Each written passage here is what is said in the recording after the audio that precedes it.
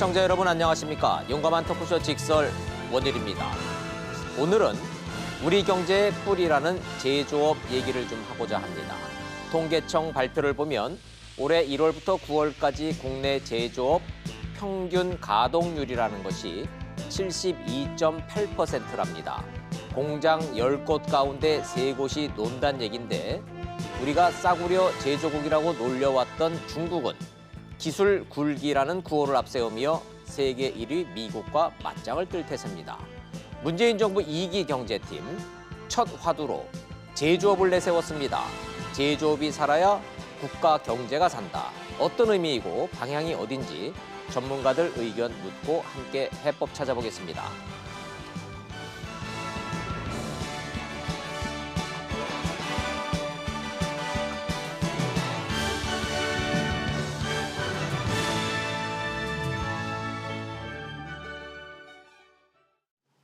함께 해주실 전문가 세 분 소개하겠습니다. 현대경제연구원의 최양호 고문님, 서강대학교의 김현학 교수님, 그리고 오늘 처음 나오셨습니다. 가톨릭대의 김기찬 교수님 나오셨습니다. 어서 오십시오. 네, 안녕하십니까? 네.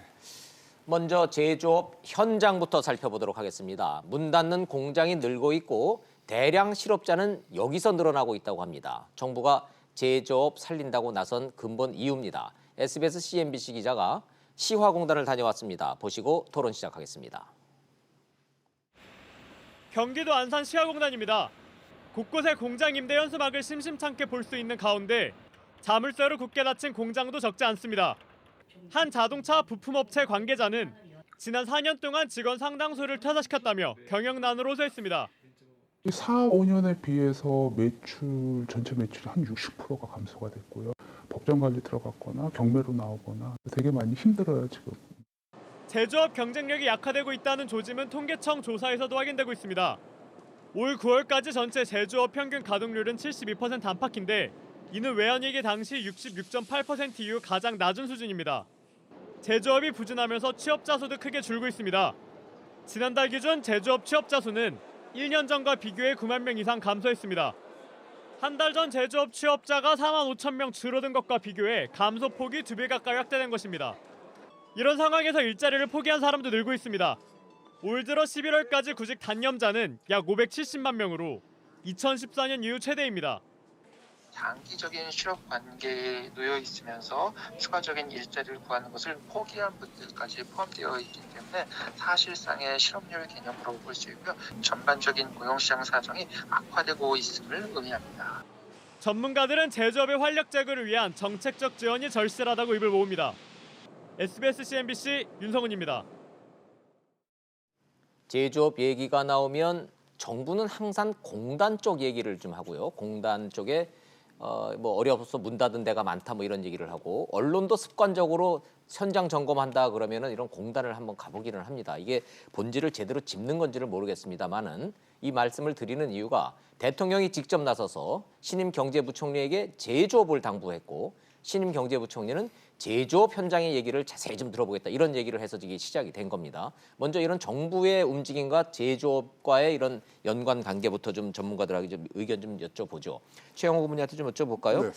정부가 제조업 살려야 되겠다라고 하는 이 얘기가 뭐 틀린 말은 아닌데 갑자기 뭔가 이 경제팀 바뀌면서 기류가 좀 바뀌었다 이런 느낌을 줘서 어떻게 분석하십니까? 일단 제조업이 국가 경쟁력의 아주 근간입니다. 서비스업이라는 지식 경제로 우리가 옮겨왔지만 그래도 예. 제조업이 근간이 되는 그런 경제 체제를 갖고 가야지만 우리가 안정적으로 지금 성장할 수 있기 때문에 제일 큰 고민인 고용도 제조업에서 좀 다 담당하고 있는 거예요. 중소기업 이하의 제조업에서 거의 우리나라의 88% 정도의 예.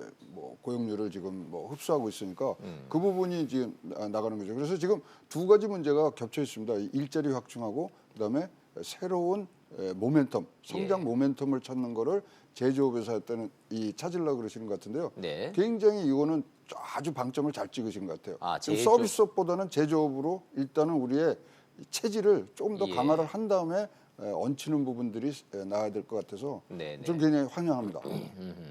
예. 그 말씀 들으니까 제가 기억이 나는데 김현학 교수님, 저희가 현장 그래서 기자들의 현장이라는 게 결국은 이제 해외 취재 경험이다 보면 예. 나가 보면은 예. 어디를 가든 일본 장기부랑 그랬던 시절에 지난 20년 동안요. 야, 일본은 자동차하고 카메라만 팔아먹어도 나라가 망할 것 같지는 않다. 어쩌면 가는 데마다 이렇게 일본 자동차하고 일본 카메라가 눈에 띄는지 그런 측면에서 우리도 제조업을 미리 놓지 않겠다 이렇게 좀 방향을 잡은 거로 이해해도 되겠습니까? 그럼요. 그 우리 최고문님 말씀에 제가 조금 덧붙이자면은 네. 제조업이 우리나라 전체 GDP에서 차지하는 비율은 29.3%밖에 안 되는데요. 30% 정도군요. 30% 정도 되는데 예. 실제로 경제 성장에 대한 기여도는 50%가 넘는 걸로 추정이 되고요. 또 제조업에서 좋은 일자리가 창출이 됩니다. 제조업에는 정규직이 86% 이상이고요. 아하. 그다음 1인당 GDP보다 훨씬 높은 수준의 임금을 받습니다. 예. 예를 들어 서비스업 경우에는 임금 수준도 낮고 정규직이 한 64% 정도밖에 안 됩니다. 그러니까 네. 서비스업 쪽은 좋은 일자리가 아니라는 거죠. 아하. 더구나 이제 우리나라가 수출 주도형의 경제를 가지고 있는데 예. 전체 수출의 87%를 제조업에서 담당하고 있고 무역 흑자도 1,200억 불 정도가 어허. 제조업 쪽에서 나오고 있습니다. 그래서 제조업이 뭐 굉장히 중요한 거고 이 부분 특히 이제 우리나라가 사실은 아직까지 제조업이 굉장히 강한 나라입니다. 아직 5대 제조 강국으로 불리거든요. 여전히 경쟁력을 예. 갖추고 있다. 그런데 이제 문제는 추세입니다. 추세가 예. 한 2010년대 초반을 기점으로 해서 한국이 4위까지 올라갔다가 지금 점점점 밀리고 있고 이 예. 5위 자리도 지키기 힘들다. 반면에 중국의 경우에는 2000년에 한 초반에 네, 17 정도였다가 지금 한국을 제치고 3위까지 올라와 있습니다. 아, 지금 이미 한국을 중국이 제쳤군요. 그리고 지금 제조 경제 1위는 독일을 꺾고 그다음에 일본, 일본을 중국, 꺾고. 미국, 한국인데 아하. 이게 이제 우리나라가 지금처럼 안 좋은 추세를 계속 유지하게 되면 제조업 경쟁력이 6위, 7위로 더 떨어지게 네. 되면 다른 부존 자원이 없는 한국 입장에서 제조업마저 붕괴되면 더 이상 기댈 곳이 없게 됩니다. 그래서 제조업을 이 시점에서 포커스를 맞춰서 다시 한번 강화를 해야 되겠다라고 예. 하는 건 시의적으로 저도 적절하다고 생각합니다. 아하, 제대로 지금 방향을 찍었다라는 오래간만에 지금 전문가들이 문재인 정부 경제팀의 이 뭔가 방점에 대해서 이건 잘한 거다라고 지금 칭찬을 해주시는 걸로 시작을 하는 것 같습니다. 김기찬 교수님, 뭐 직설 처음 나오신 거 환영합니다.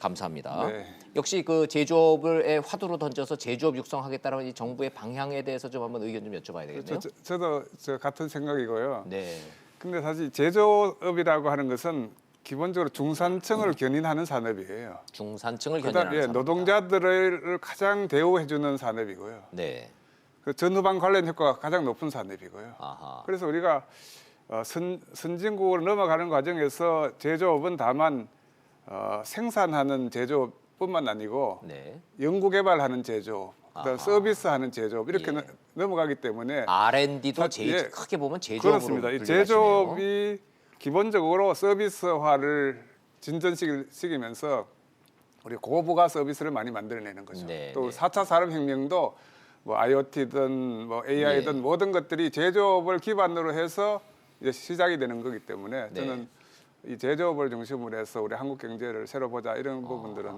굉장히 의미 있는 시작이다 예. 이렇게 이야기할 수 있을 것 같습니다. 홍남기 부총리가 그 첫 발걸음으로 현대차 그 자동차 산업 부품업체를 방문을 해서 제조업 육성책을 발표하겠다. 이것도 그럼 방향 잘 잡은 거로 보시나요? 뭐 대단히 잘 잡은 거죠. 네, 그래서 네. 일단 제조업이 없으면 지금 근데 우리가 이 착시가 있으면 안 됩니다. 지금 뭐 전 세계 시총 1위가 애플, 그다음에 뭐 알파벳, 구글 뭐 예. 이래서 지식 산업이나 서비스 쪽에서 이게 되지만 이른바 소프트웨어 예. 산업들.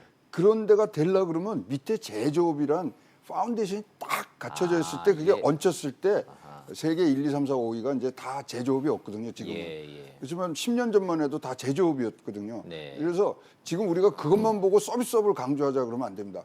올라갈 때 단계 제조업 지금 굉장히 중요합니다. 좋습니다. 그럼 요거 하나만 좀 여쭤보죠. 아까 제가 모두에 말씀드렸던 통계청 자료 있지 않습니까? 72.8% 제조업 가동률. 이 정도면은 이게 지금 걱정할 만한 수준까지 떨어진 겁니까? 금융위기 지난 후에 숫자하고 거의 비슷한 거죠. 더 올려야 되죠. 네. 그러면 10년 전에 금융위기 왔을 때 평균 가동률이 70%였나요? 네, 뭐 67%에서 70% 정도 갔을 때니까 그거 조금 넘어선 상태니까요. 아하. 지금은 더 박차를 가해서 아, 이제 그런 데가 이제 뭐 가동률이 올라가야 우리나라 소위 말하는 잠재 성장률을 예. 올릴 수 있는 근간을 만들어주는 예, 부분들이라서요. 예. 그 부분이 돼야 되고. 네. 근데 우리가 이제 제조업으로 큰 평균적인 얘기를 하는데 우리나라는 이제 4대 산업이 있잖아요. 예. 뭐 자동차, 선박, 뭐 조선, 뭐 철강 같은 이렇게 제조업도 사실은 조금 더 핀셋처럼 내려가야 됩니다. 예. 제조업 전체 평균으로 보면 또 다른 이 착시가 일어날 수 있거든요. 그러게요. 네. 아니 이제 시청자 입장에서 좀 기본 질문 좀 교수님들한테 여쭤보고 좀 가야 될 것 같습니다. 제조업 그러니까 마치 뭐 그냥 공장 생각하고 저 물건 만드는 것만 생각을 하는데 삼성전자 스마트폰 만드는 이 삼성전자가 제조업입니까?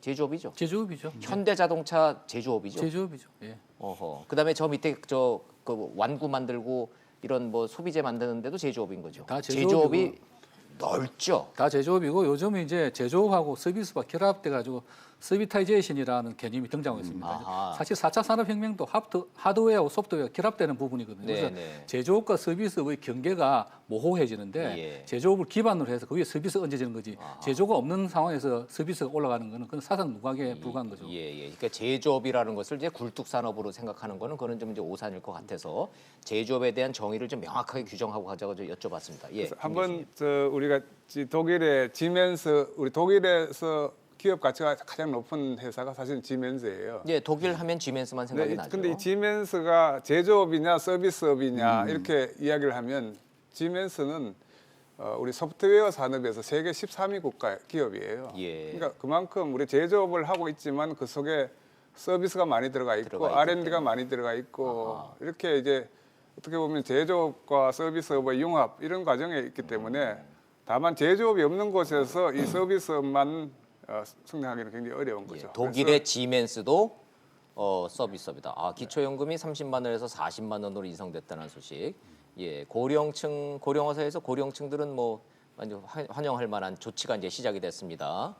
예, 기초연금이 30만 원에서 40만 원으로 인상됐다는 소식 전해드리면서 다시 좀 제조업 얘기 좀 해보겠습니다. 자, 그래서 오늘 본론으로 좀 들어가 보죠. 정부는 스마트 공장이 제조업 강국의 핵심이다 이렇게 얘기하는데 말이 좀 어렵습니다. 좀 추상적인 것 같기도 하고요. 국민연금 보험료도 9%에서 최대 13%까지 인상한다는 안 발표됐다는 소식 전해드립니다. 가보죠. 스마트 공장 이거 개념 정리부터 좀 필요한데 어느 분이 제가 설명. 독일 다녀오셨죠? 예. 제가 작년에 우리 학생들하고 예. 독일의 DFKI라는 데 다녀왔습니다. 이게 독일 인공지능연구소인데 예. 여기서 독일의 스마트 팩토리를 총괄하고 있습니다. 스마트 공장. 스마트 공장. 근데 이제 스마트 공장에 대해서 말씀드리면 인더스트리 4.0이라는 게 들어가야 되는데 예. 우리나라의 지금 4차 산업혁명은 사실 그 개념이 너무 넓고 모호한데 독일은 명확합니다. 독일에서 인더스트리 4.0은 스마트 팩토리가 그 핵심에 있습니다. 네. 그 최초에 제기된 이슈는 독일이 세계 최초로 고령화가 온 나라입니다. 그래서 예. 노동자들이 너무 나이가 먹고 또 노동자들 숫자가 감소하다 보니까 뭔가 이거 기계가 대체되겠다. 네네. 그래서 공장 자동화부터 스마트 팩토리 나왔는데 이제 스마트 팩토리 하는 거는 기존의 공장 자동화에서 한 걸음 더 나아가서 예. 지능화, 스마트라는 말이 똑똑하다는 말 아니겠습니까? 네. 똑똑한 공장이라는 그런 뜻입니다. 그래서 공장에 있는 설비나 부품 모두에다가 센서를 부착, 우리 IoT라고 하는 사물 예. 인터넷을 부착해가지고 그 전에 공장 자동화는 단순히 이제 생산을 늘리는 사람이 하던 걸 로봇이 대신한다는 네. 그런 차원인데 여기 스마트 팩토리가 되면은 모든 데이터가 한 곳에 모여가지고 이 작업 과정을 진두지휘를 하게 됩니다. 그래서 아하, 예. 여기서 과거에 공장의 어떤 그 자동화의 경우에는 그냥 생산 효율만 높이는 거였는데 여기는 지능화가 돼가지고 처음 시작부터 끝까지 기계가 다 대신하게 되고 그러다 보니까 상당히 사람의 일손이 줄어들게 되는. 그래서 사실은 스마트 팩토리는 효율을 높인다는 점도 있고 전 과정을 인공지능이 통제한다는 점도 있지만 사실은 이것도 실업 이슈와 관계가 있습니다. 고용 자체는 그 자체가 스마트 팩토리가 활성화되면 고용은 예. 줄어들 수밖에 없는. 왜냐하면 예. 독일 자체가 그 노동 생산 인구가 자꾸 줄기 때문에 고안된 제도거든요. 그래서 그 이슈는 고용 이슈하고는 또 다른 마찰을 빚을 수 있는 좀 큰 이슈라고 생각됩니다. 이게 스마트 공장이라는 개념이 우리 정부가 만들어낸 개념이 아니고 이미 독일에서 시작된 그런 개념이라는 거 선례가 있다라는 말씀을 좀 해주시는 건데 단순히 공정 자동화, 오토메이션이라고 하는 거는 사람이 일하던 거를 기계가 하던 그런 차원을 넘어서서 그 모든 공정들이 IT로 연결된다. 뭐 이런 개념, 지능적으로 바뀐다라는 걸로 좀 이해를 좀 하면 될 것 같습니다. 근데 그 말씀 좀 해주셨는데 우리 정부가 이 스마트 공장을 뭐 언제까지 몇 개로 늘린다 이렇게 발표가 돼 있던데 네. 그거 소개 좀 해주시죠. 지금 뭐 2020년까지 대통령이 직접 말씀하신 거죠. 네, 뭐 2020년까지 이제 뭐 2만 개에서 3만 개로 늘리는데 예. 사실요 이것도 지금 뭐 대통령 발표하셔서 그랬지만 이거요 2015년도에 나온 얘기예요. 아, 이 목표 자체는 예, 스마트 그 민간 합동 스마트 추진단 있잖아요. 예. 2013년도에 우리나라에서 뭐죠? 혁신 제조업 혁신 3.0 네. 그때 벌써 만들어졌습니다. 그리고 올해도 3월달에 대통령 직속으로 4차 산업혁명위원회가 있거든요. 네. 거기서도 발표한 내용입니다. 그래서 일자리 7만 5천 개를 만들고 그다음에 스마트 팩토리를 2만 개를 하고 사실 올해 안에 스마트 팩토리를 이제 보고 배울 수 있는 공장을 한 개 지은다 그랬는데 네. 그거는 이제 불발이 됐고요. 그렇군요. 그래서 쭉 내려오고 있는데 지금 조금 우리가 그 당시에 얘기할 때는 이랬거든요. 제조업의 경쟁력을 뭐 높이고 일자리를 만든다 그랬는데 김영학 교수가 지적한 듯이 이게 일자리하고 상관없습니다. 예를 들어서 예. 아디다스에 저도 거기는 가봤습니다. 안스바흐에 이 아디다스 공장을 아시아에 있던 걸 옮겨왔어요. 예. 그 당시에는 어떤 거냐면요. 600명이 생산할 수 있는 것을 예. 옮겨오니까 10명만이 직장에서 일을 할, 이 소위 말하는 통제하고 관제하는 부분들에서 아하. 590명이 필요가 없어진 거예요. 그러면 그 600명이 10명으로 줄어들면 나머지 분들은 그럼 이 스마트 공장은 필연적으로 실업과 지금 연결된다는 말씀이신가요? 그러니까 노동의 종말이라는 부분들이 나오는 거죠. 그래서 아하. 정부가 어떻게 하면 그런 유인력들을 재교육을 시켜서 가느냐 이 부분이 꼭 따라줘야 되는데 사실 지금 뭐 당시에 올해 3월달에 했을 때 논쟁이 많았어요. 아니 스마트 팩토리로 일자리 7만 5천 개를 만든다는 게 말이 되냐? 10만 명의 전문 인력을 양성한다는데 10만 명이 스마트 팩토리에서 생산하는 건 우리나라 GDP보다 훨씬 더 많거든요. 이런 걸 예를 들었을 때. 아니 필연적으로 이 얘기를 스마트 공장 얘기를 하고 정부가 이걸 발표를 하니까 당장 노조도 그 걱정이 나오고 그냥 별로 전문 지식이 없는 국민 입장에서 이 얘기를 들었을 때도 무슨 얘기인지는 대충 좋아지는 것 같은데 그러면 이게 일자리는 오히려 줄어드는 거 아닌가라는 공포는 분명히 존재합니다. 교수님들은 어떻게 보세요? 예, 저는 사실 스마트화라고 하는 걸 좀 더 이렇게 다른 입장에서 좀 설명을 하고 싶은데요. 예. 기본적으로 이게 산업 고도화의 과정에 있는 거냐, 예. 아니면 정말 일자리 공동화의 주범이냐 이런 논쟁인데요. 네. 제가 몇 군데 가봤어요. 우리가 이 동양 피스톤이라고 하는 회사가 있는데 국내에? 네, 국내에 있어요. 사실 여기는 어떻게 뿌리 산업이 많습니다. 피스톤이라면은 그 피스톤, 자동차에 들어가는 자동차 피스톤, 부품업체죠. 예, 부품업체. 예. 그럼 주물도 많고요, 금형도 많아요. 그러겠죠. 그래서 이런 일자리가 사실은 국내에서 우리 국내 인력으로 고용하기 굉장히 어려운 그런 그게 일자리예요. 하이테크 업종인 모양이죠. 굉장히 우리 말하자면 주물과 같이 이런 3D 업종이다 이렇게 이야기할 수 있는 3D 거죠. 오히려 3D 업종인데 업종이니까. 사실 이게 예. 만일 스마트화가 되지 않았으면은 해외로 나가거나 문을 닫을 수밖에 없는 그런 공장이에요. 예, 그래서 사실 이 스마트화라고 하는 것은 우리가 전부 다 스마트폰을 가지고 있잖아요. 예. 피할 수 없는 거예요. 피할 수 왜냐하면 없다. 예.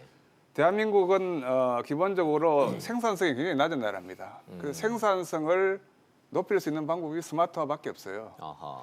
그다음부터 두 번째는 앞으로 미래 산업은 기본적으로 고객화가 전제되는 우리가 맞춤형 생산으로 가게 되는 거죠. 그래서 예. 거래의 스마트화, 개발의 스마트화 이런 것들과 함께 진행되는 공장의 스마트화인데 아까 두 분이 말씀하신 것처럼 이런 어떤 수요 쪽에서의 스마트화를 생각하지 않는 상태에서 우리 공급 쪽에서 지원해주는 스마트화를 하다 보니까 예. 실제로 그게 어떻게 보면 수요로 연결되는 부분이 낮다라든지 이런 문제점이 상당히 있는데요. 좋습니다. 그럼 그래서 교수님, 다만 저는 이제 지난 정부에서도 이걸 많이 진행을 하고 있었는데 제가 좀 더 강조하고 싶은 스마트화는 사실 사람을 길러줄 수 있어야 돼요. 이건 사실은 네. 시설 투자라고 생각하는데 사람을 키워낼 수 있어야 이 스마트화를 통해서 기업이 원하는 맞춤 생산의 출발점이 될 수 있는 거죠. 예, 네. 예. 그래서 이게- 대한민국의 스마트화에서 하나 빠져 있는 것이라면 물론 이번에 좀 상당히 들어갔습니다만 인력을 키워주는 것 들어갔습니다만은 그 인력에 대한 이야기가 좀 적고 예. 시설 투자에 대한 이야기가 많은 스마트화가 저는 좀 더 문제지 않는가. 두 분이 같은 말씀하시네요. 이게 인력 양성, 기존에 있는 사람들을 어떻게 이쪽으로 양성을 해서 전업을 시키거나 새로운 인력을 양성을 해서 새로운 일자리를 만드느냐가 이게 같이 돼야 되는 거지.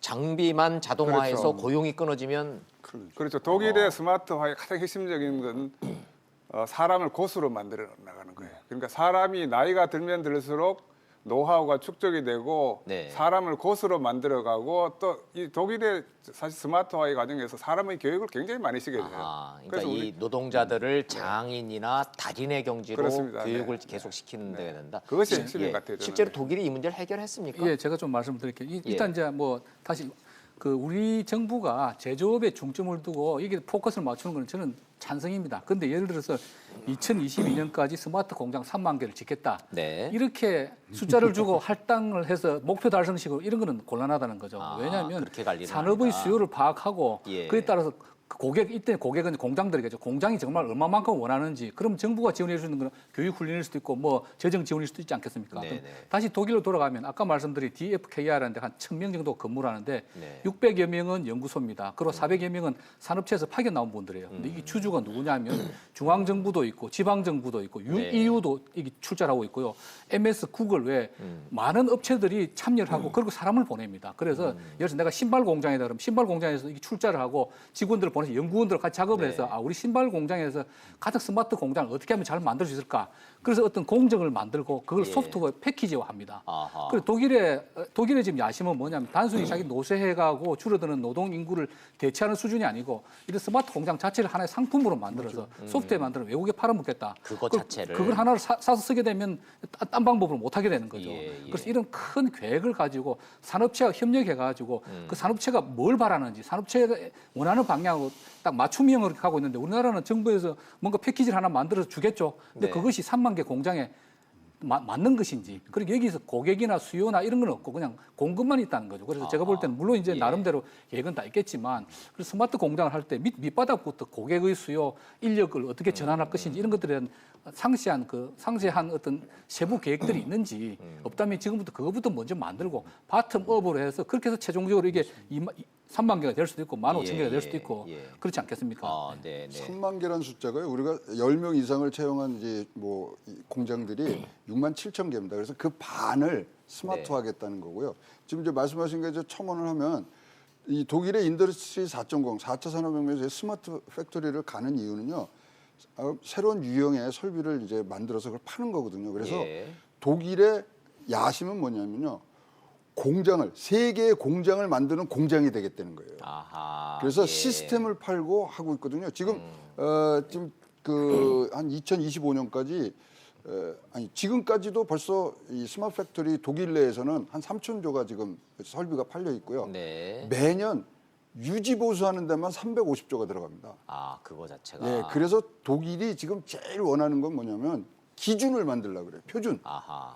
예. 그거에 굉장히 노력하고 이게 있거든요. 마이크로소프트가 윈도우 팔아서 엄청난 팔아먹고 또 소프트웨어 유지 보수 받고 있지 않습니까? 그렇죠. 말씀하신 대로 독일도 이 스마트 팩토리 자체를 각 업종별로 패키지 소프트웨어를 만들어 그걸 팔아먹고 유지 보수도 예. 받고 앉아서 돈 벌겠다는 겁니다. 아, 그런 갑자기, 예. 그 스마트 팩토리가 그냥 단순하게 공장 자동화 이런 차원이 아니고 독일이 그걸 치고 나온 데는 나름대로 네. 굉장히 거대한 그 계획을 그렇죠. 가지고 나오고 있는 겁니다. 그렇군요.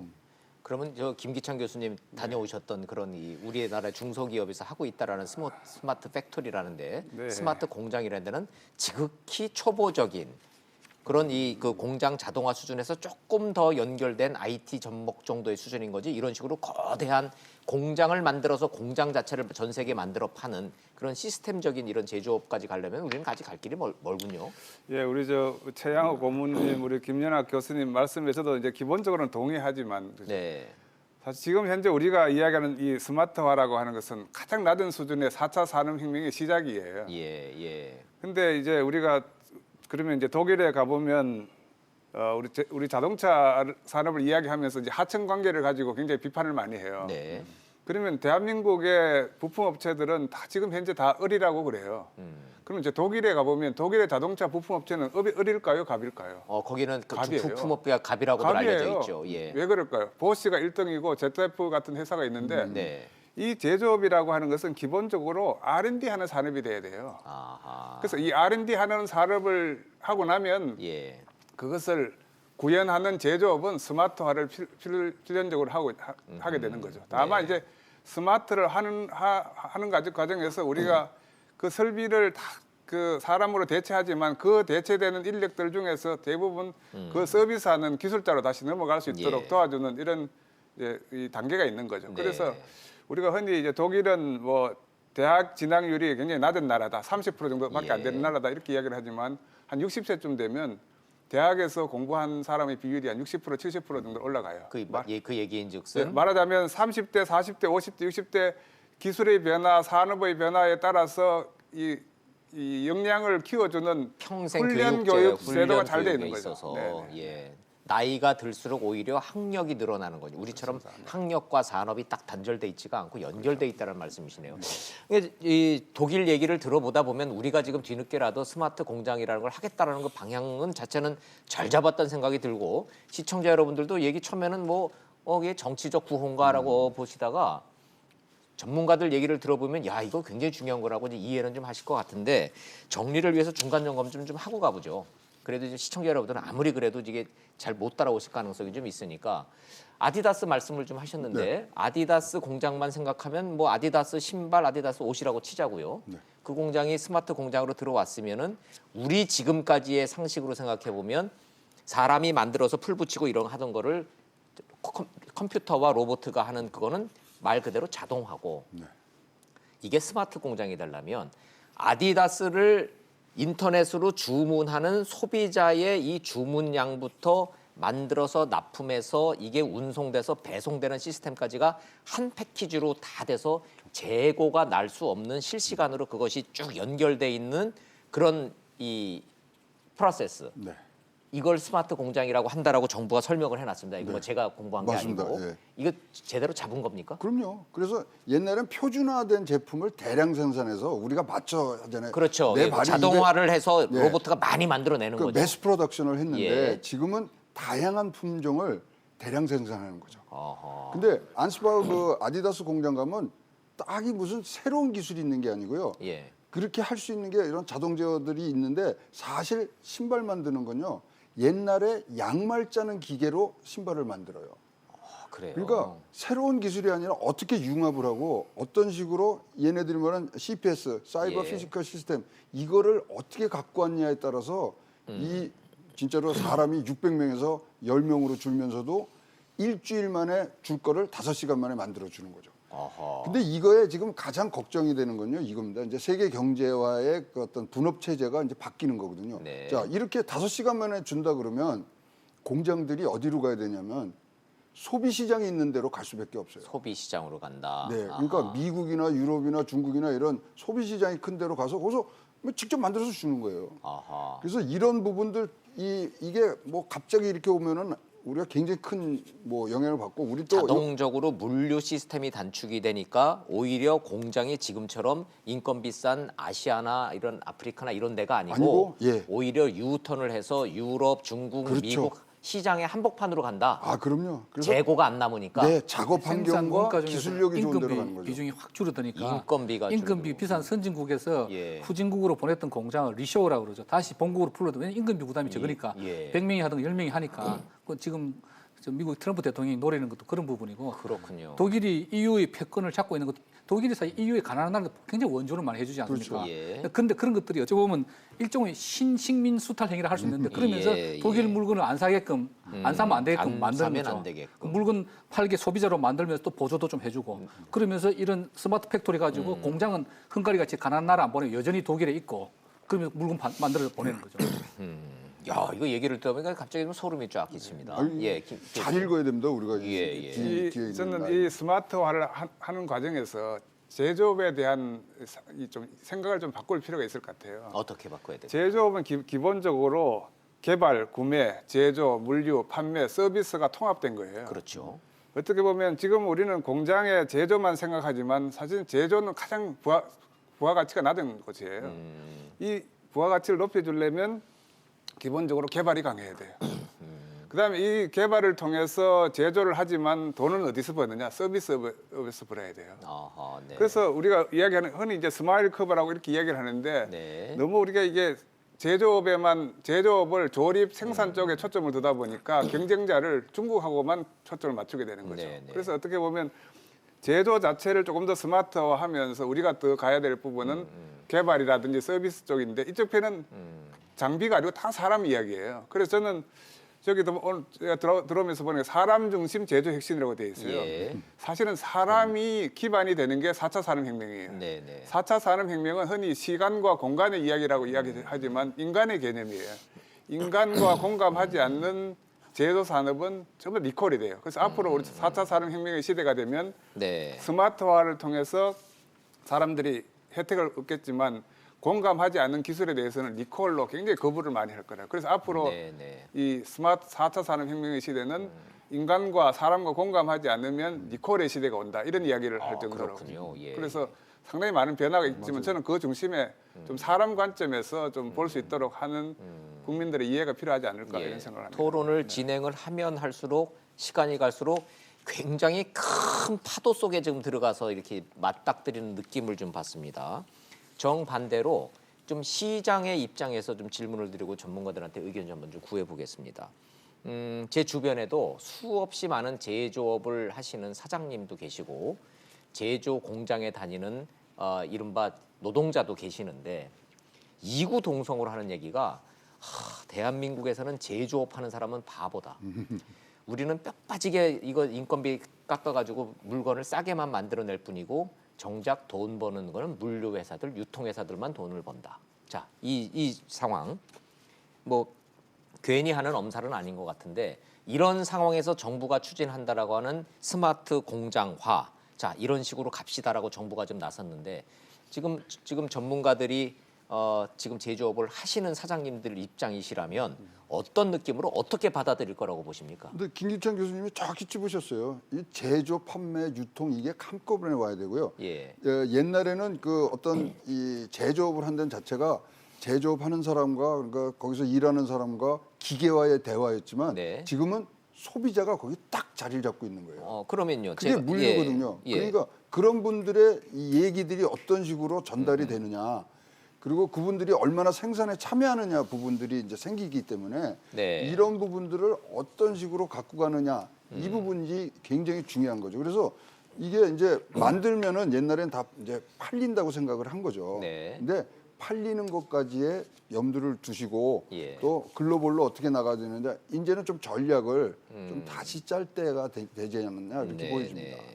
만약에 이것이 완성이 된다면 우리가 지금 흔히 보고 있는 땡처리 반값에 합니다, 재고떨이 합니다 그러면서 큰 플랜카드가 됐고 좌판에서 물건 이거 재고떨이 그냥 하고 이런 거는 없어지겠네요. 근데 이제 이게 대기업하고 중소기업하고 이 스마트 팩토리를 보는 관점이 달라야 됩니다. 아하. 대기업의 경우에는 뭐 부품수부터 최종 엔드 유저 마지막 소비자까지 일관되게 이런 그 일관된 시스템을 하나의 패키지로 구현하는 것이 가능하지만 중소기업들은 대개의 경우에 대기업에 납품하는 협력업체들이거든요. 그러니까 그렇죠. 어떻게 보면 자기가 맡은 부분을 잘하는 그 부분만 이제 자동화를 해서 나가야 되는 건데 이제 아하. 이 부분에서 이제 사실은 우리 사장님들 우리나라가 여러 가지 문제가 있죠. 왜냐하면 대기업 하청업체들이 너무나 그 단가만 계속 이렇게 후려치니까 네. 너무 여유가 없긴 한데 네. 사실은 중소기업 사장님들도 공부를 하셔야 됩니다. 그래서 중소기업들이 다 어려운 것은 아니고 정말 이렇게 새로운 뭐 좀 또 쉽게 얘기해서 선진 문물에 대해서 학습하고 노력하시는 분들은 새로운 솔루션 찾아가지고 획기적으로 생산성을 개선하시는 분도 있고 이제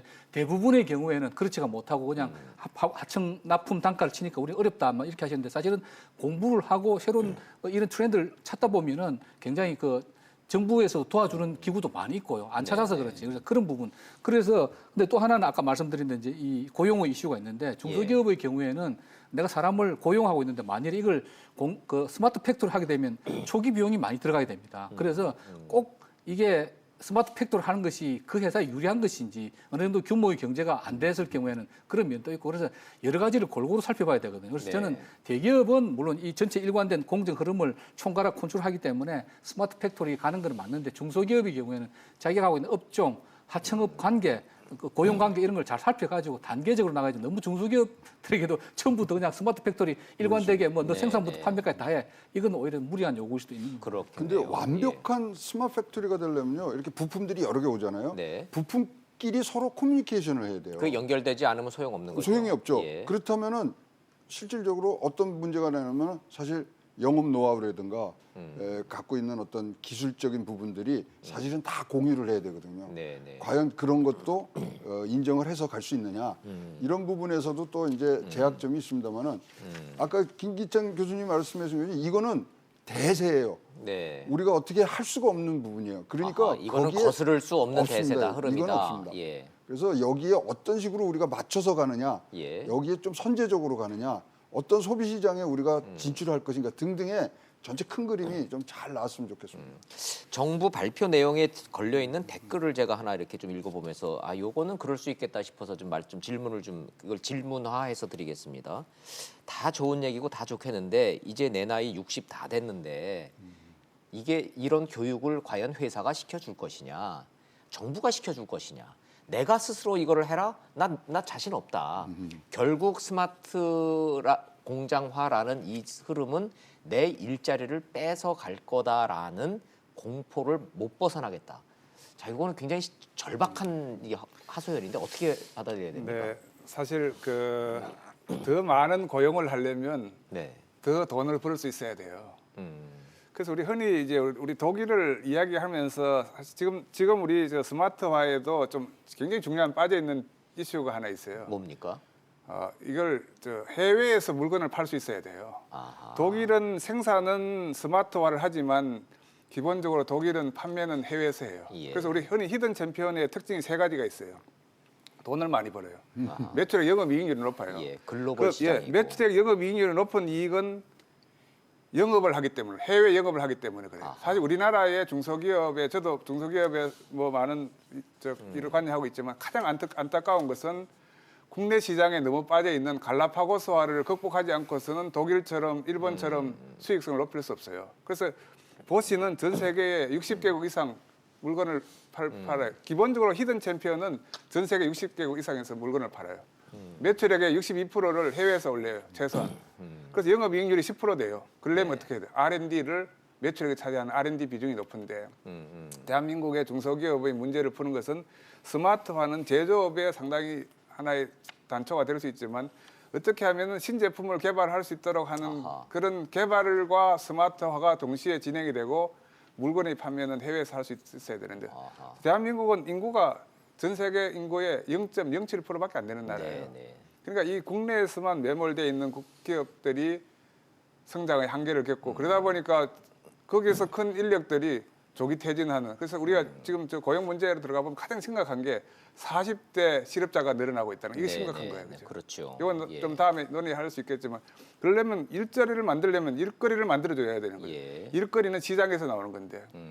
그래서 저는 우리 자, 그럼 중소기업의 시장의 가장 입장에서 제가 문제는 좀 추가 질문 좀 드리면 말이죠. 네. 자동차 현대 자동차와 자꾸 지금 이 독일에 하고 비교를 하시니까 현대자동차 1차 밴드, 2차 밴드는 하청 업체 입장에서 글로벌 시장에다가 갖다 팔 수 있는 경쟁력을 갖춰라. R&D를 지금 해라.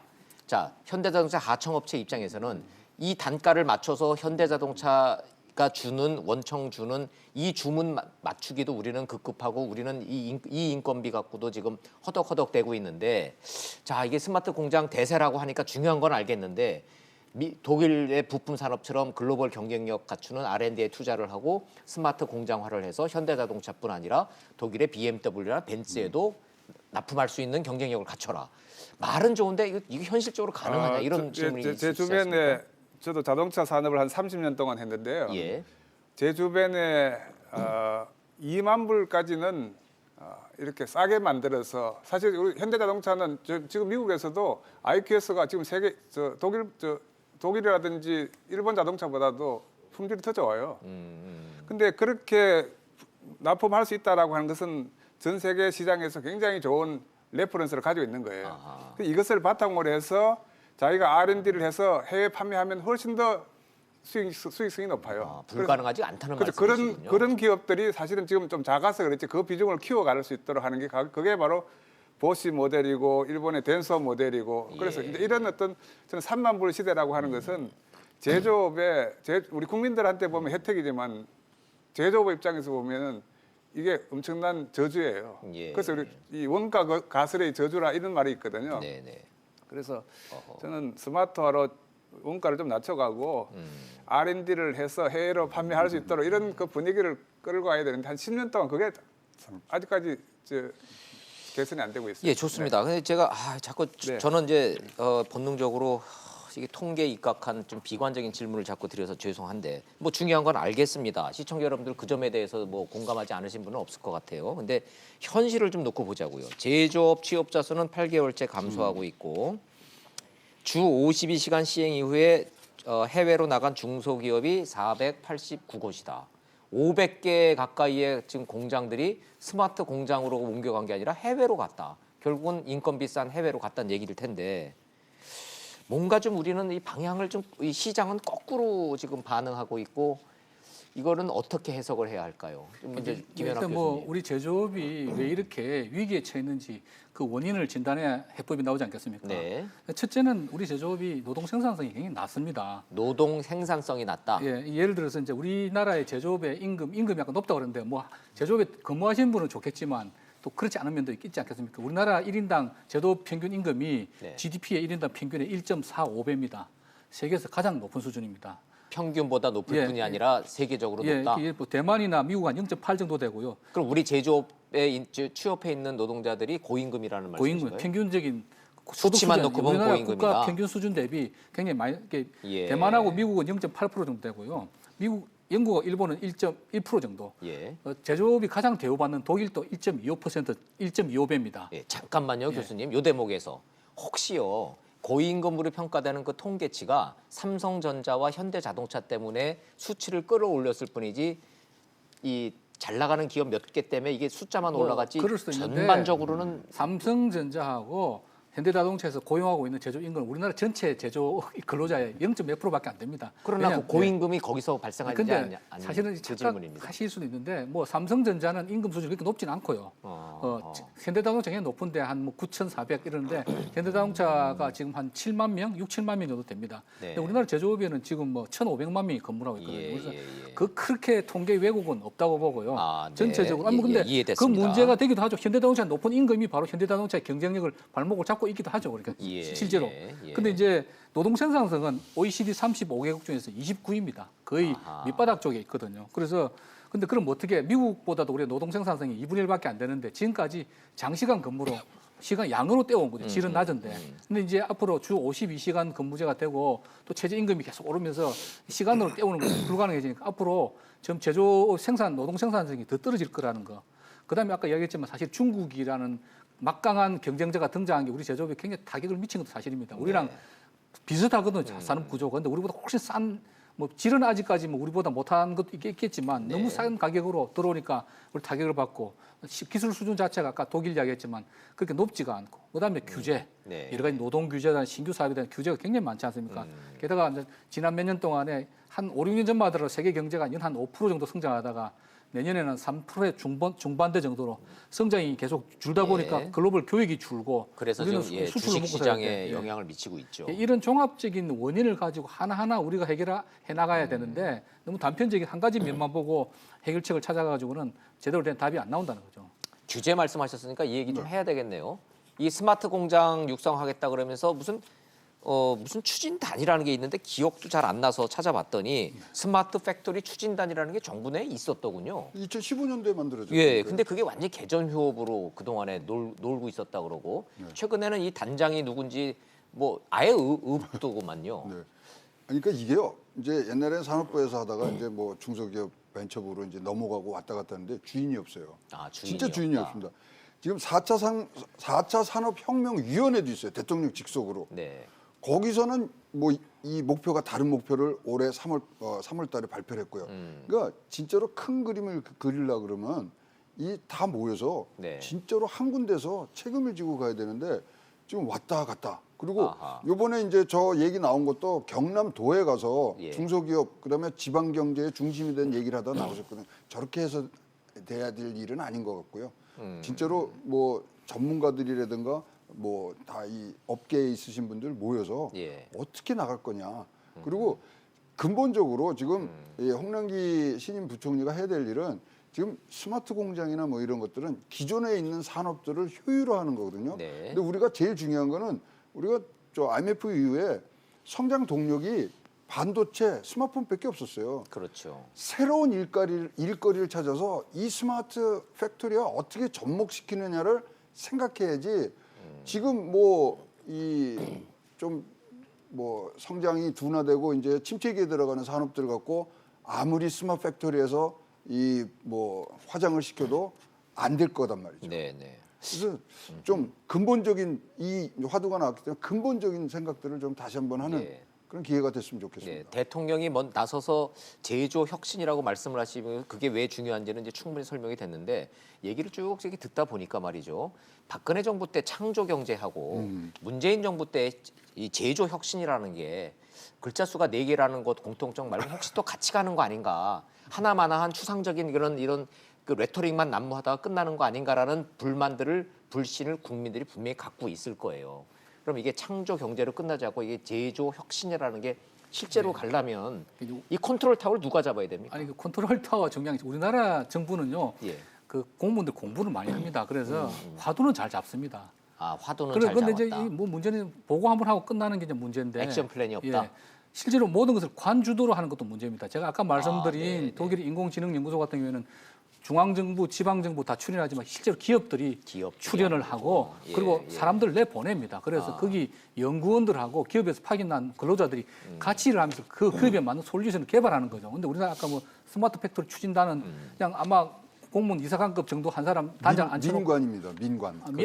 민관인데 네. 실제로 우리나라 민관은 되게 관민이죠. 옛날에는 관민 그러다 요즘 민관 네. 그러는데 뭐 예를 들어서 제가 이런 이야기 안 뭐하지만 저도 정부에서 그 무슨 4차 산업혁명 뭐 5G의 조언을 듣고 싶다. 예. 근데 오늘 저녁 내일 아침 10시부터 해야 한다고 오라고 연락이 옵니다. 아, 그러니까 이게 준비할 뭐 시간도 없이. 그러니까 뭐 예. 제가 안 가도 되는 거고 뭐 제가 사실은 다른 일 때문에 못 가겠는데 그럼 알겠습니다. 아, 그러니까 그리고 끝이고. 그죠. 그러면 이제 뭐 또 누군가 오시겠지만 준비가 안 되신 분이 오시겠죠. 예, 그러니까 우리나라의 이제 관주도에게 문제는 뭐냐면 이게 좀 보여주기식 그리고 보고서에 쓰는 거 대통령이나 윗분들한테 이제 보고를 하고 나서 그럼 보고 잘하면 50%는 이제 된 거고요. 실제로 이제 실행단에 그리고 이제 이 화두가 정권이 바뀌면 또 바뀝니다. 그렇죠. 독일은 예. 이 스마트 팩토리 7, 8년 전부터 밀고 나온 거거든요. 근데 우리나라는 뭐 아까 창조 경제 지금 쑥 들어가지 않았습니까? 예. 그러다가 뭐 또 다음 정부 때는 또 새로운 또 키워드가 나오겠죠. 그러니까 어떤 하나의 이슈를 잡고 그때 이슈를 잘 잡는데 그걸 진득하게 밀고 나가고 예. 가급적이면 시간을 가지고 민간을 참여시켰는데 근데 우리나라의 민간을 참여시켜도 민간에서 갈 수도 없고 안 갈 수도 없는 게 정부가 부르니까 가긴 가야 되는데 어차피 주도권은 정부가 갖고 있거든요. 그렇죠. 근데 예. 그런 것들 때문에 민에서는 정부가 불러도 뭐 그렇게 좀 반갑지도 않고 왜냐하면 뭐관 위주로 흘러가기 때문에 예, 예. 그래서 이런 부분들은 조금 이제 우리가 너무 급하게 보여주기식이 아니고 어떤 하나의 프로젝트를 만들면 시간을 길게 이거 다음 정부 때도 간다. 내가 임기로 있을 때 꼭 실적을 내야겠다가 네, 아니고 예. 기본 계획 잘 세우고 그리고 가급적이면 민간도 참여하고 민간도 돈을 태워야 됩니다. 그래서 자기 돈 아까워서라도 열심히 하게 되고 그런 어떤 좀 숙성된 프로젝트를 날림이 아니고 예, 예. 뭐 장기적이고 좀 실제로 작동할 수 있는 그런 시스템으로 좀 갔으면 좋겠다. 예. 정부에도 위원회가 예. 볼 때마다 느끼는 겁니다. 언론의 입장에서 김연학 교수님 말씀을 이렇게 들어보면은 이게 현장에서 경험이 있는 분만이 할 수 있는 얘기이기 때문에 언론의 입장에서 경험적으로 봤을 때 정부의 이 반응들은요 이때 일정한 루틴이 있거든요. 대통령을 꼭 모시고 와요. 그럼 그렇죠. 대통령이 잘 모르시잖아요. 그러면 말씀대로 줄이고 아 좋은 말씀이네 하고선 거기서 발표를 해요. 그리고 난 다음에는 부총리가 예산 얼마 필요한데 거기다 얼마 줄게 이렇게 되고 이거 누가 맡을래 이렇게 간다는 말이죠. 네. 이렇게 가서는 안 되죠. 이게 그냥 매번 창조 경제만 하다가 끝나는 거죠. 그래서 왜 그 농담으로 그런 말 있지 않습니까? 지금 대한민국이 먹고 사는 반도체가 성공한 이유가 뭐냐? 그랬더니 몰라서 아니 정부의 반도체과가 없었대요. 없었죠. 예, 그러고 봤더니 대한민국에 반도체과라는 담당과가 없었습니다. 네.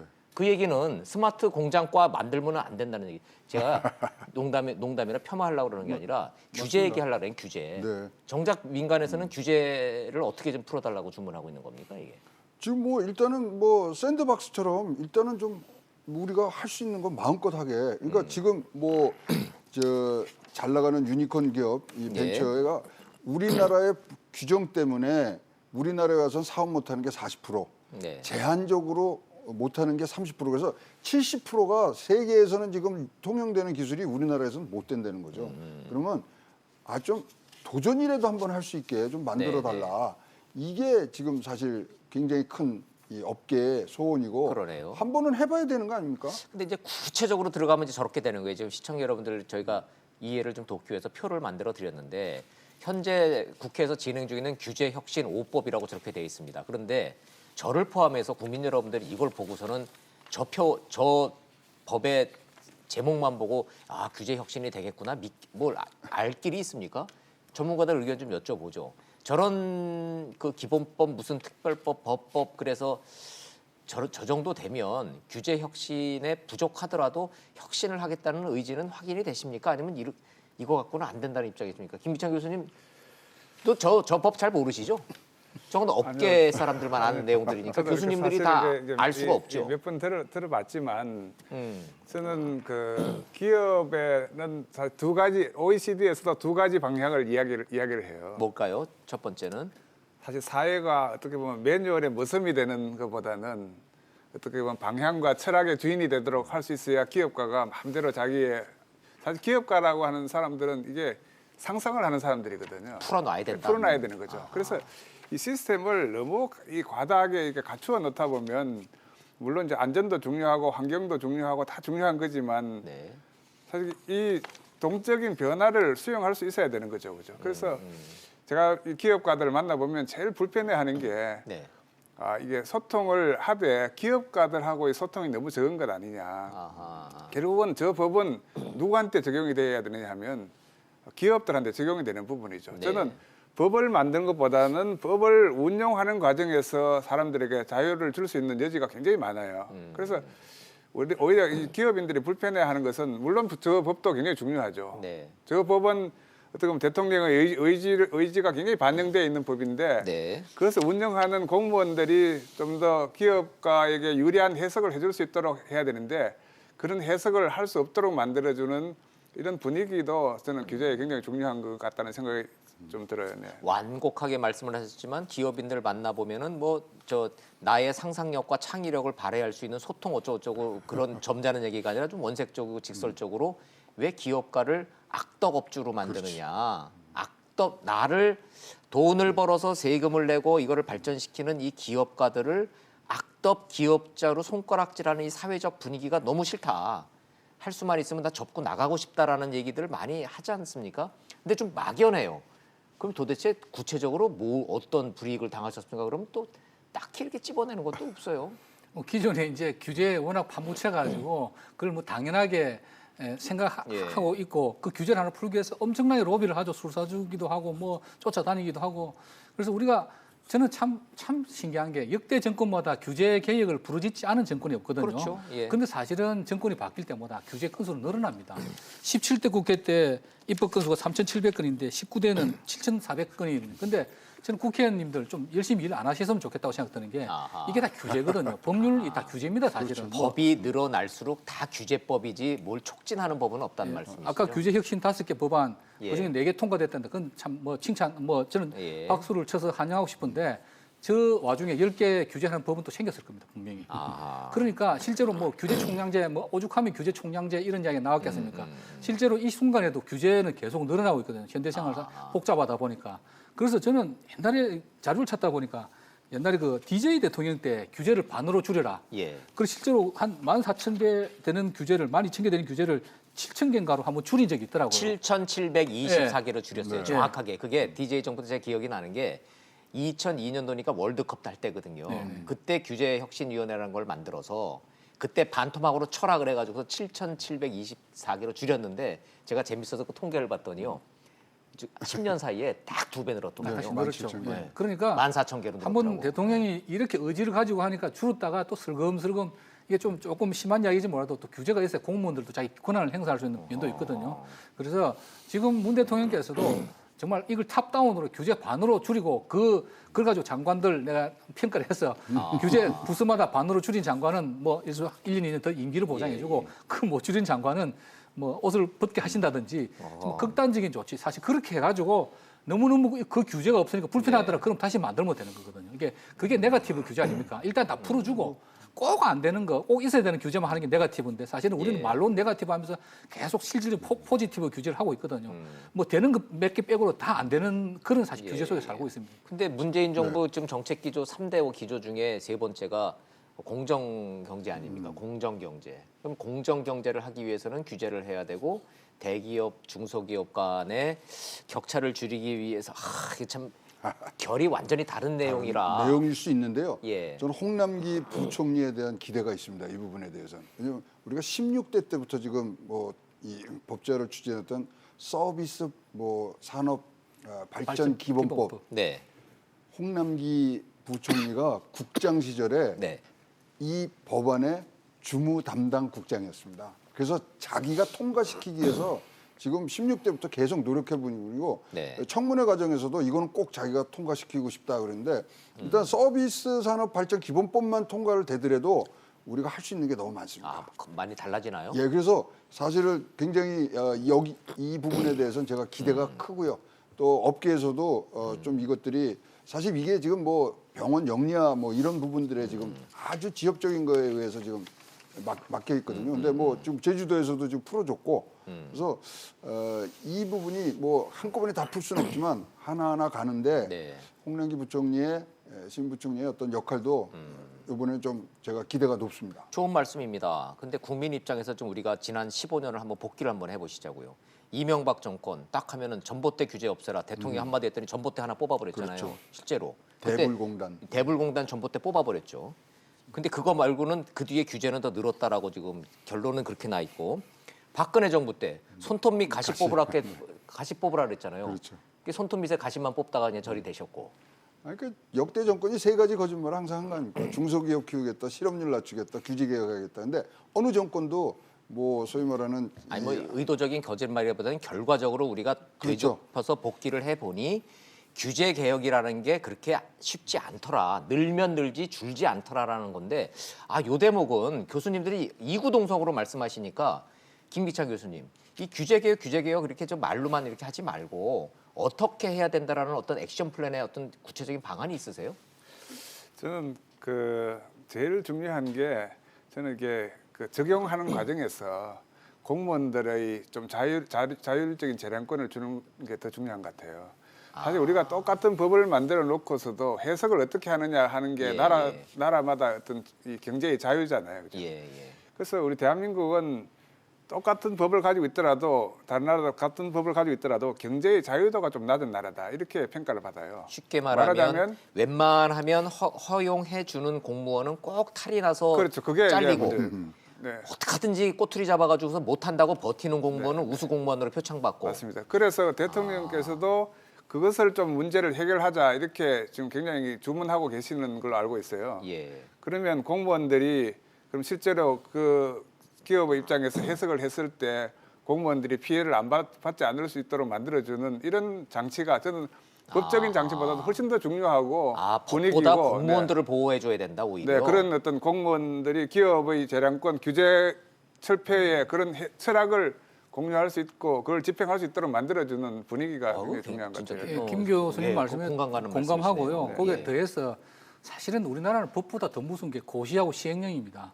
뭐냐면 법은 추진했는데 고시나 그 밑에 하위 법령으로 그 반대로 해석하는 것도 꽤 많거든요. 그렇죠. 결국 공무원 왜냐면 뭐 시행령에는 고시라는 건 정부 행정부에서 만드는 거거든요. 네, 네. 그게 이제 그 밑단에 있는 공무원이 재량권인데 그래서 실제로 말씀하신 대로 꼭 굳이 법을 안 바꾼다 하더라도 시행령과 고시를 바꾼다든지 아니면 공무원이 자기가 재량권 내에서 규제를 풀어줄 수 있는데 실제로 너무 자율성을 주면 그렇게 행동하는 공무원이 있는가 하면 오히려 규제 권한을 행사하면서 업체 기업 위에 또 군림하려고 하는 뭐 그런 소수겠지만 그런 공무원들도 있거든요. 그래서 저는 아까 말씀드린 대로 어쨌든 우리나라 국정의 최고 책임자는 대통령이시니까 대통령께서 야 내년까지 한번 규제를 한번 반으로 줄여봐. 그걸 평가하겠다라고 하는 거고 그다음에 우수 공무원들 평가도 실제로 기업체의 어려움을 들어주는 아까 이야기하신 그런 취지로 그걸 유연성 있게 법규를 해석해가지고 기업이 활성화된 그런 우수 공무원들 해마다 추천해봐.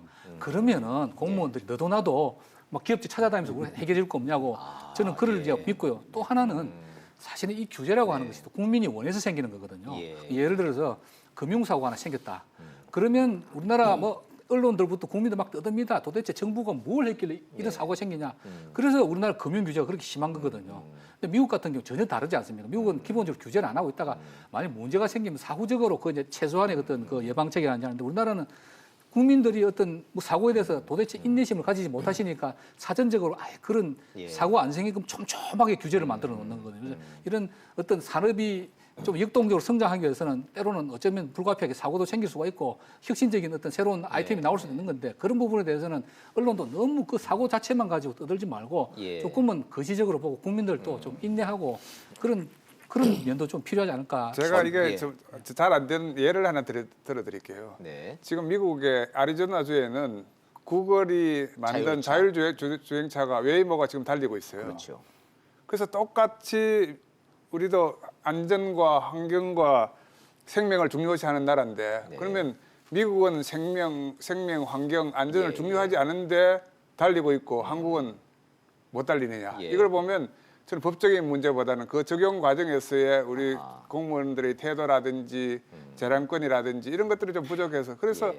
사실 이게 제조업이라는 것은 사람 싸움이에요. 네, 네. 그 사람들이 지금 해외로 이전되고 있는 거 이런 게 참 저는 심각한 문제 그 같아요. 사람이라는 화두는 잘 잡은 것 같은데요. 근데 그런 차원에서 그냥 규제 프리존을 만들어서 예. 진짜로 공무원이 마음 놓고 할 수 있는 부분들을 만들어주는 것도 굉장히 좋은 것 같아요. 지금 요거 풀어주고 저거 풀어주고는 예. 바로 뒤에 나오는 얘기가 뭡니까? 특혜 줬니 안 줬니 이 얘기가 예, 나오니까 시험적으로 그러면 결단을 내려서 자 규제 풀이다. 여기는 한번 할 거 한번 다 해봐라. 예. 그러면서 거기에 나온 부작용에 대해서 규제를 그때부터 첨가해 나가는 그런 방법도 좋을 것 공무원들이 같습니다. 이런 거 해주고서는 돈 받아 먹거나 뒤로 뭔가 진짜 거래를 한 거는 엄단하되 공무원들이 소신을 갖고 이 재량권을 발휘할 수 있도록 공무원을 보호하는 안전장치를 대통령이 탑다운 방식으로 구체적으로 지시해라. 이런 그 방안 좋고요. 가능할까요? 아니 근데 규제 프리존이면 그런 거 염려가 없는 거죠. 염려 마음대로 자체가 하는 없다. 건데. 예. 그래서 그건 뭐, 공무원이 적극적으로 기업을 찾아서 그 활로를 찾아주는 그런 행동에 대해서 표창을 주고. 그렇죠. 예. 이게 좀 제조업 얘기를 하면서 공무원 규제 문제와 보호까지 좀 얘기를 좀 나눠봤습니다. 사람이 중심이 되던 제조업 활력 문제 처음부터 끝까지 하다 보니까 굉장히 덩치가 큰 화두였습니다. 시청자 여러분들 중요한 얘기였다는 거 공감하실 것 같고 정부가 이렇게 방향 잡고 가는 거 반드시 성공해서 대한민국 제조업 다시 펄펄 날기를 기대하면서 오늘 말씀은 여기서 좀 정리하도록 하겠습니다. 최영호 고문님, 김연학 교수님, 김기찬 교수님 감사합니다. 예, 수고했습니다. 네, 반갑습니다. 네.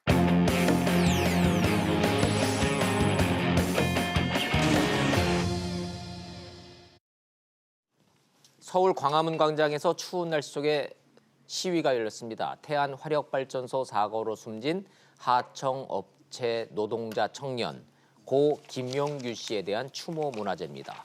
어떤 의미가 담겨 있는 추모제인지 한번 들어보시고 이슈 따라잡기로 돌아오겠습니다. 죽음의 외주화를 중단하라. 비정규직과 외주화 반대 피켓을 든 사람들이 광화문 광장에 모였습니다.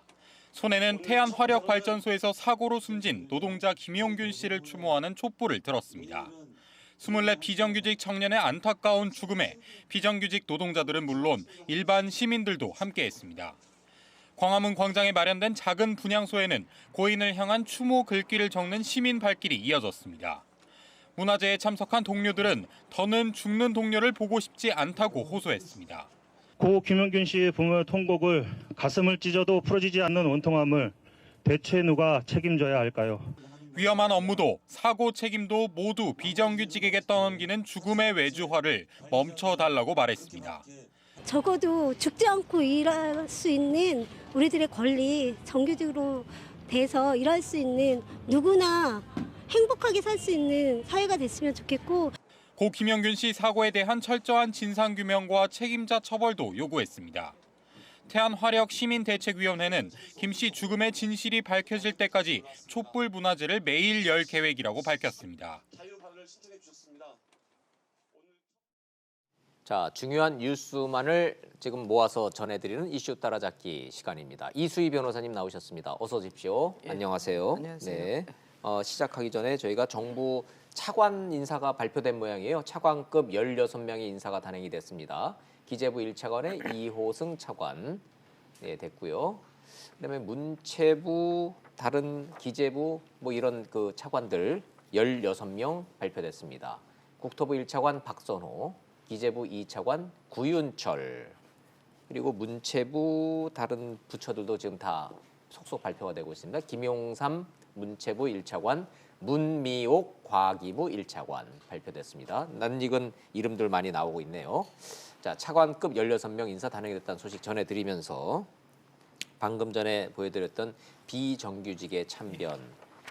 자, 구의역 열차 스크린도어 참사 났을 때 그 꽃다운 청년 비정규직 혼자 있다가 변당했고 그렇죠. 이번에 화력발전소도 2인 1조 원칙이 무너졌어요. 예. 자, 뭐 그 얘기는 좀 생략하도록 하고 예.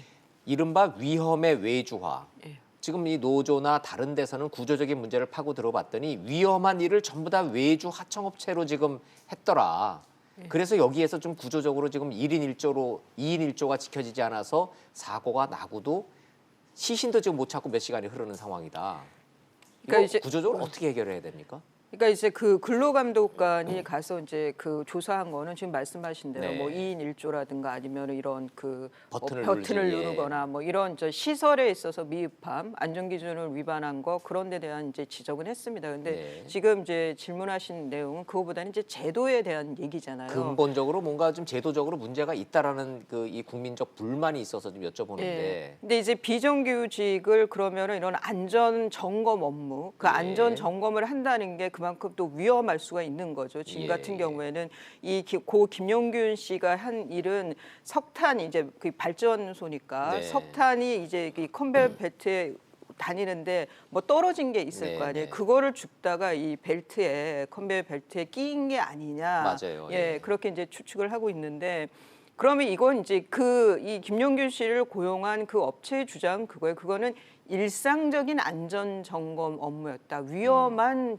점검은 아니었다라고 아니었다. 지금 생각을 그냥 하는 사고였을 거고. 뿐이다. 이런 그런 주장이에요. 주장이지만 외부에서 봤을 때는 뭐 2인 1조는 떠나서 그런 업무 자체, 그런 그 일상적인 점검이더라도 안전과 관련된 그런 업무 자체를 외주화하는 것이 이게 옳으냐라는 네, 이제 네. 문제 제기도 있는 거거든요. 예. 근데 이제 이거는 비정규직이 동일 노동을 함에도 불구하고 차별적인 부당한 대우를 받는다. 거기에 대한 문제 인식들은 다 같이 갖고 네. 있는 것 같아요. 그런데 이제 결국은 경영의 문제와 예. 또 하나는 이제 노동시장이 그러면 정규직을 하면 노동시장이 너무 경직화되고 비용이 많이 들어가니까 노동시장이 유연화되는 거는 필요한데 예. 그렇다 하더라도 그러면 위험한 업무 에 있어서는 좀 그 정규직 아니면 외주를 주는 네. 것을 막는 게 필요하지 않느냐 뭐 이런 문제 제기도 있고 예, 예. 이 뚜렷한 대안들은 없는 것 같은데요. 그래요. 결국은 이제 돈과 사람의 이제 인력의 문제인데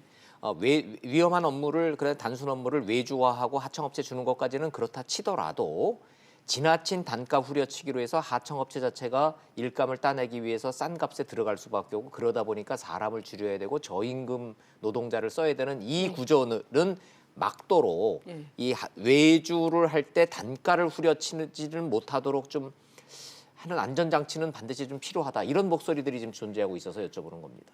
그러니까 거기서 이제 그 지금 뭐 이 경제 정책이 그러면 정부가 어디까지 손을 댈 수 있느냐라는 또 근본적인 문제도 맞아요. 나오는 예, 거예요. 예. 그런데 거기에 대해서 지금 변양균 전 정책실장이 낸 책, 그게 네. 지금 뭐 한국당에서 외려 보수 쪽에서 더 많이 본다. 그 책을 제가 한번 봤더니 그 노동의 자유, 그러니까 우리 뭐 노동시장의 유연화 이런 얘기를 한다고 네, 하면 네. 변양균 실장은 노동시장의 자유라는 표현을 썼더라고요. 그러니까 노동을 제공하는 사람도 선택권이 있어야 선택권이 있어야 된다. 된다. 그런 노동시장이 돼야 된다라는 말씀을 하셨던데 그것도 참 이상적이다. 네. 언제나 이 노동을 공급하는 글쎄 그게 공급 수요가 그렇게 서로가 갑갑으로 만날 수 있는 갑의 지위와 갑의 지위로 만날 수 있는 맞아요. 사회냐. 그 예. 부분에서는 저는 좀 맞아요. 우리가 앞으로 향후 10년, 20년 한 세대 정도는 이 비정규직 문제와 외주 문제, 노동의 자유 문제 이 문제가 우리가 풀어야 될 사회적 화두인 거는 좀 분명해 보입니다. 어떤 형태로든지 죽음으로 내몰리는 이런 열악한 상황에 처해져 있는 우리 젊은이의 이런 안타까운 죽음 이것만큼은 좀 줄여야 되겠다라는 국민적 공감대는 좀 있는 것 같습니다. 예, 거기에는 뭐 이의를 제기할 사람이 없을 것 같습니다. 맞습니다. 예. 자, 정치 얘기로 좀 가보죠. 대통령이 경남 가셔가지고 바로 옆에서 저 김병수 지사가 딱 앉아 있더라고요. 예.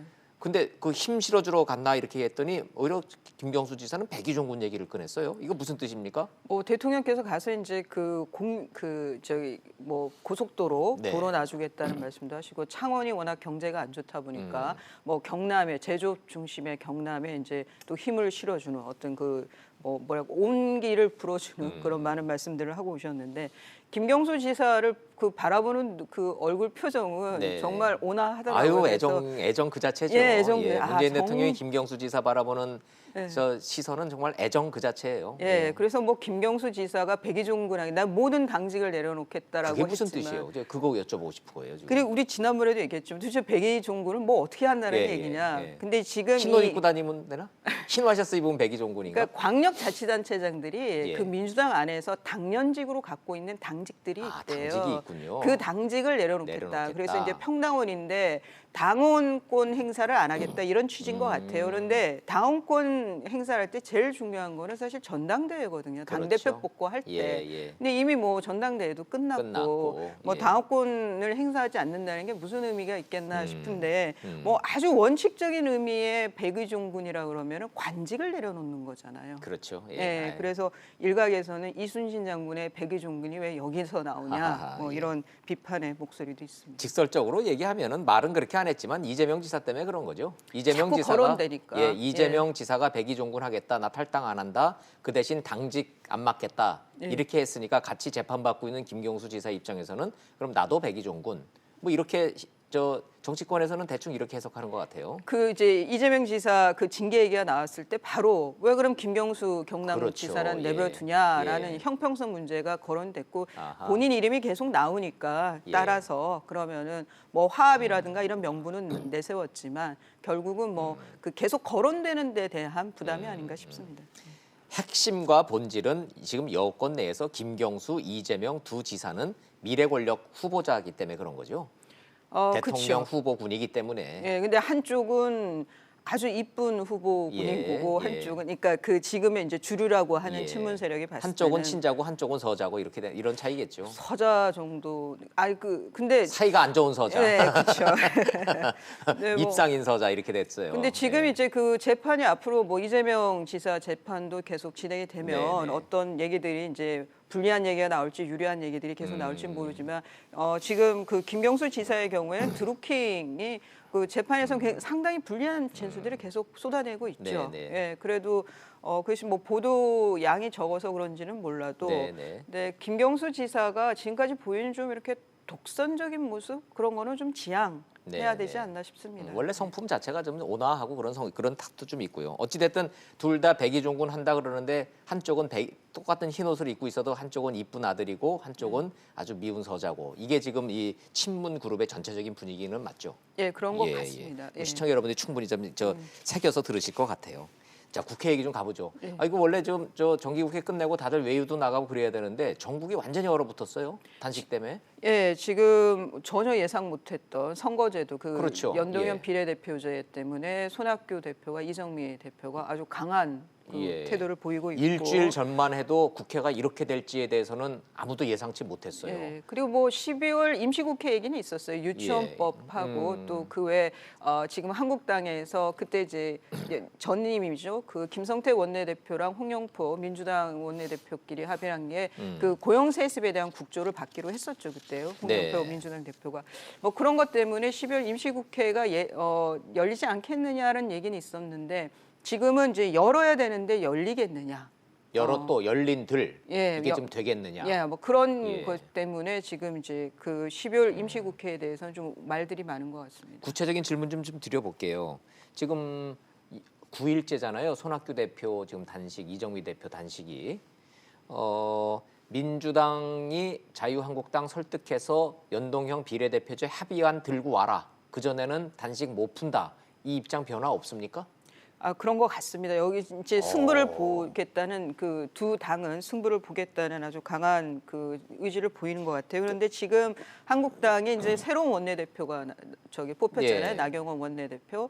글쎄 이제 그 나경원 원내대표는 나름 이제 이번이 그 존재감이라든가 네. 이전 김성태 원내대표와는 다른 모습을 보여줘야 되는데 나경원 대표 입장에서는 상당히 부담스러운 지금 전국 상황으로는 보입니다. 그러네요. 예. 여기서 뭔가 해결을 한다기보다는 나경원 때문에 더 출구가 닫혀버렸다 이런 얘기가 나올 정도로 나경원 신임 원내대표가 연동형 비례대표제 그거는 개헌하고 맞물릴 문제고 국회의원 정수 늘어나는 거는 국민들이 안 받을 텐데요. 싸늘하게 노한 거 아니에요, 사실상. 그래서 지금 홍영표 민주당 원내대표는 그러면 선거제도 이거는 정개특위 국회 안에 있는 예. 정개특위에서 논의를 하자 그러고 우리 뭐 원칙적 동의 뭐 이런 표현을 했는데 그 정개특위도 지금 12월 말까지가 지금 또 그 원칙적으로 활동 시한이거든요. 맞아요. 예. 그 있으나마나한 정개특위 뭐 자꾸 정개특위에서 하자 그러니까 손학규 대표는 뭐 그거 갖고는 택도 없다고 단식 예. 푸실 생각이 없어 보여요.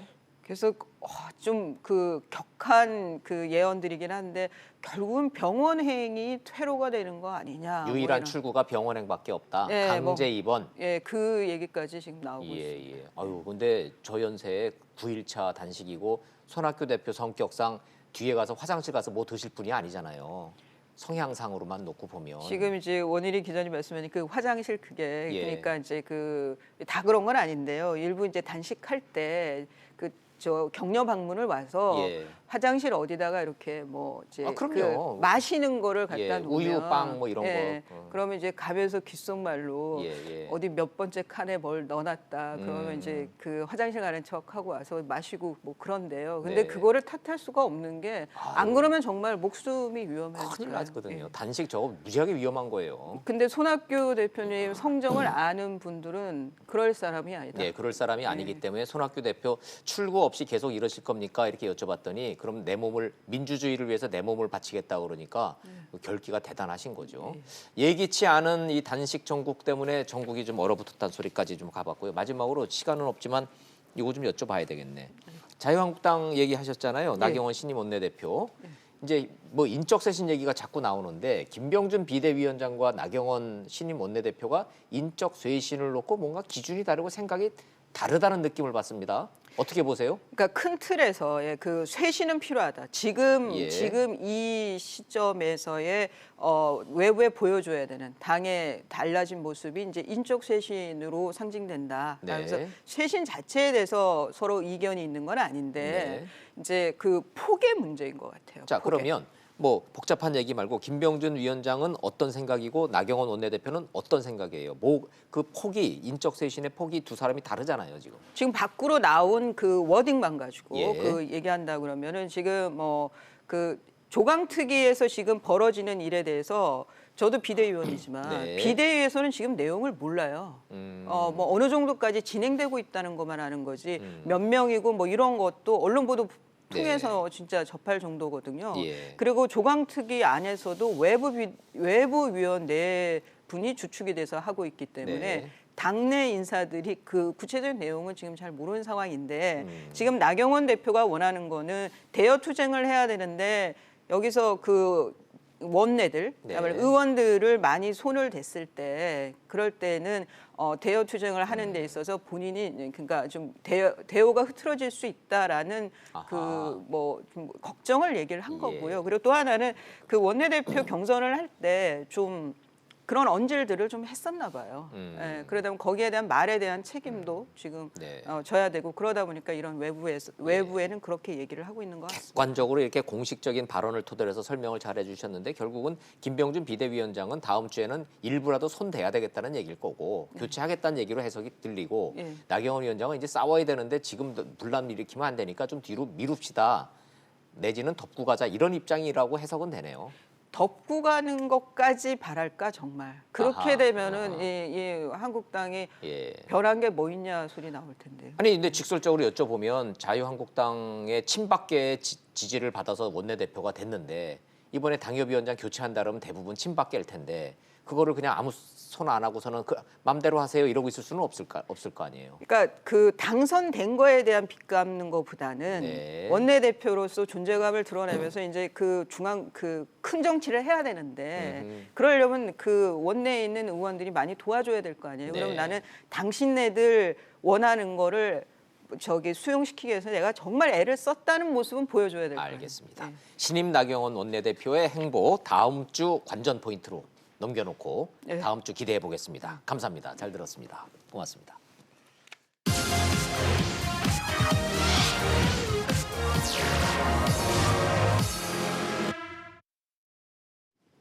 10년 전쯤이가 미국 워싱턴 DC에 눈이 많이 내렸습니다. 휴교령이 내려졌습니다. 당시 막 취임했던 오바마 대통령이 개탄을 하더군요.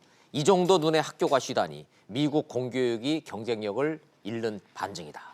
미국은 눈부신 발전을 이룬 동맹국, 한국의 교육을 배워야 한다. 허걱, 한국 교육 실성을 알면서 저 소리를 할까? 그렇게 의심을 했습니다. 나중에 물어봤더니 시카고 대학 교수로서 상원 의원으로서 일하면서 만났던 한국의 젊은이들이 너무 우수했다는 겁니다. 성실, 노력, 의지, 분석하기 좋아하는 오바마는 그 공통점을 한국의 수월성 교육에서 찾았답니다. 물론 오바마는 한쪽 면만 본 거겠지만 그래도 한때 미국 대통령도 부러워했던 한국 교육의 경쟁력은 이제 청산의 대상인 적폐가 된 모양입니다. 진보 교육감들이 시행하는 혁신학교, 교과서 위주가 아닌 글짓기로 연설하기, 토론하기, 벽보 그리기 이런 민주시민 양성하는 전인교육이랍니다. 그런데 학부모 설문조사 결과가 90% 반대입니다. 다 좋은데 애들의 학력 저하는 싫다 이겁니다. 전교조 교육은 싫다라는 막연한 거부감도 깔려 있는 것 같습니다. 더 넓은 시야로 전 세계를 상대로 경쟁력 있는 다양한 인재로 컸으면 좋겠다. 학부모가 바라는 아이들의 교육은 이거일 텐데 민주시민 전인교육 이게 더 좋은 거라고 강제로 먹이려 들면 탈납니다. 교과서가 아니면 뭘 어떻게 가르칠 건지 명확히 밝히고 학부모 동의를 반드시 거쳐야 한다고 저는 생각합니다. 직설 마칩니다. 시청해 주셔서 고맙습니다.